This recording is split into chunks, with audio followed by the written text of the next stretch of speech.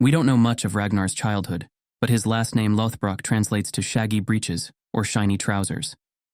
Indeed, it seems that he was quite famous for wearing these shaggy pants that he made himself. According to Ragnar, the fabric had magic powers that made him unkillable in battle. Ragnar Lothbrok claimed to be a direct descendant of the Norse god Odin. Whether that's true or not, we do know some things about his immediate parents. The saga of Ragnar Lothbrok states that Ragnar descended from an Icelandic family. His father was King Sigurd Ring, who was the ruler of Sweden and then also took the crown of Denmark. His mother was a princess in her own right named Alfhild Gandalfsdottir. You can continue to trace this lineage back through the Norse sagas if you were so inclined. You could make something of a family tree for Ragnar. But for our purposes, just know that he had some very famous relatives. Ragnar's first accomplishment was defeating the Swedish king Fro, who'd murdered his grandfather. During this battle, Ragnar fought alongside a woman named Lagertha, who was remarkable for both her beauty and her might as a warrior.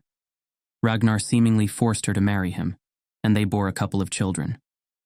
After this, Ragnar ruled Sweden with his sons. On the back of this victory, Ragnar led a Viking expedition to England. According to the sagas, he killed the king of England and installed his own sons as rulers there. Ragnar didn't stop there, however. He continued to raid and explore the Arctic, Finland, and Russia. During this time, he became known as an incredibly cunning and skilled military tactician. For one, Ragnar only engaged in battles if he knew that he would win. This might seem like an obvious strategy to us, but Vikings didn't really fear death in battle, so Ragnar's ideas did fly in the face of their culture at the time. Ragnar also looked to amass huge amounts of men and fight in a blitzkrieg style. Blitzkrieg means lightning war. It is a military strategy that involves fast, intense attacks to crush an opponent as quickly as possible. The term blitzkrieg wasn't actually coined until World War II. Ragnar and his Vikings were just way ahead of their time. So Ragnar would bring more men than his enemy and strike quickly and violently. His whole plan was to win before the enemy had a chance to assemble a fighting force. Speed and numbers were the main tenets of his strategy.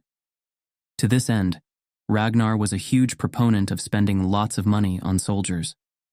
In his own words, gold and riches could not fight an enemy on a battlefield, so he would just take all the money he made raiding and hire people to fight in his army. It seems that Ragnar would take pretty much anyone. There are records of him having slaves in his forces, which was totally unheard of. Ragnar did this to prove that the lowest of the Danes were mightier than other civilizations' bravest soldiers, and there was perhaps no better example of Ragnar's prowess than his most famous battle, the Siege of Paris.